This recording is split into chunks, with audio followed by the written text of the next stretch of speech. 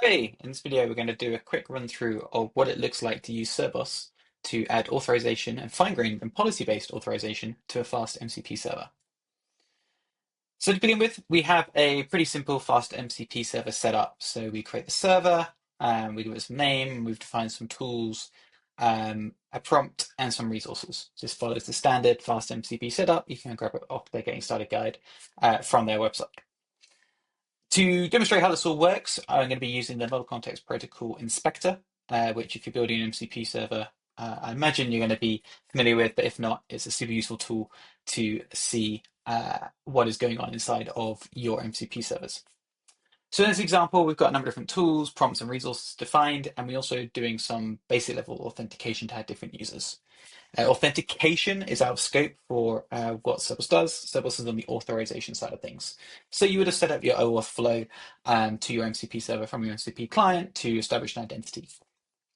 So in this example, I just set a header that basically defines me as a different user that has different attributes as an access token associated with them. And inside of our implementation, we have this static verifier, which Fast MCP provides. So we have some different users. We have Ian here, who's an admin. We have Sally, who's in the sales team. We've got some attributes associated with them about department or region. This information would come from your IDP or some other source of data about who your users are. So in this example, I'm currently logged in as Ian, so he's our admin user. If I go and clear everything out and I list my tools, we can see this user can see 5 different tools. Because an admin, they can view the prompts, they can view the resources as well. If I now go and log in as, say, authenticate to this server as Sally, so disconnect, reconnect again, clear all my history. If I go to my tools, list tools again, we can see that says Sally user can only see 5 tools. Can see 5 tools, but actually we can see here that even so, Sally is a sales user.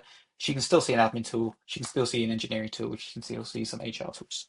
That is what we don't want. We want to have contextual, real-time, aware authorization around which tools or resources or prompts should be accessible for this user to then be used by whatever AI agent and application workflows we put in place. So this is where the cerbos authorization middleware comes in. So what's involved with setting up a authorization logic inside of your MCP server with this middleware is we are running and deploy a cerbos server, a policy decision point, alongside of our application, our MCP server, and we've just configured the endpoint for that cerbos PDP.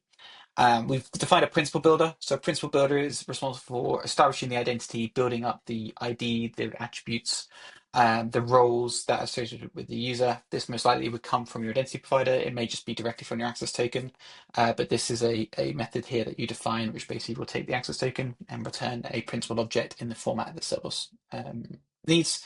And then we've also set up some further conditions like what's the name of the resource that will be used inside the Cerbos policy.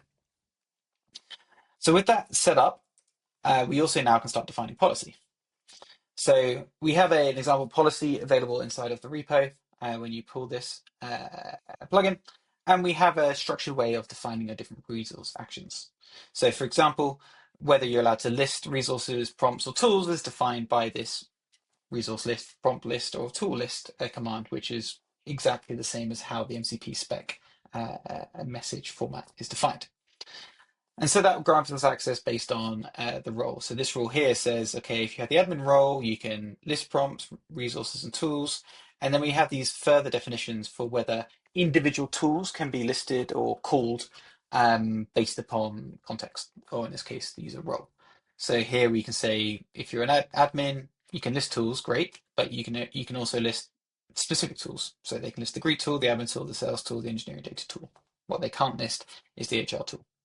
So if I go back and log in as my admin user, clear my tool list, press list tools, ta-da, we are now limiting the tool set.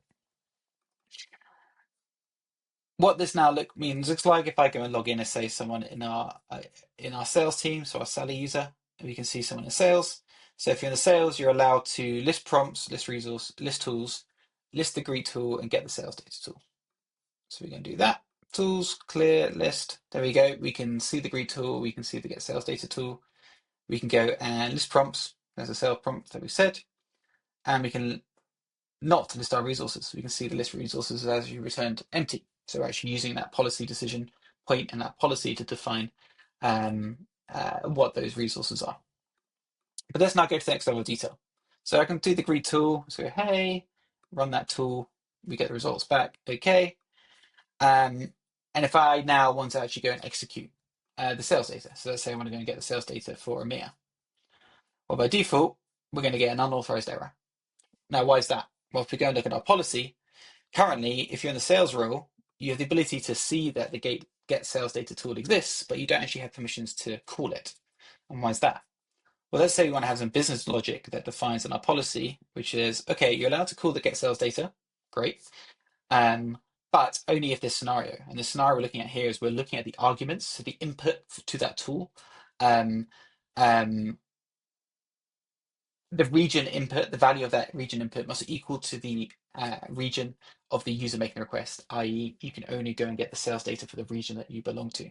So now we've changed that logic without having to touch our application code. We come back in. If we then go and run EMEA again, run it this time, and oh, did I actually save my change? Probably not. No, I didn't. There we go. Save my change. Fine, now go and run that tool.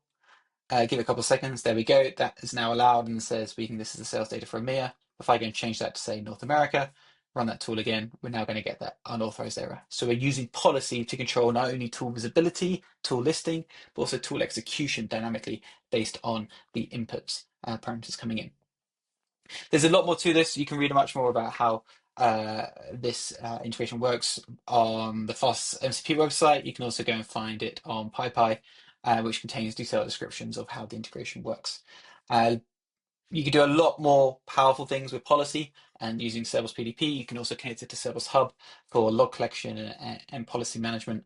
And hopefully you can go and really put the trust parameter around your MCP servers down to an individual tool or individual call, individual list action, and take a policy-based approach for adding authorization to your systems.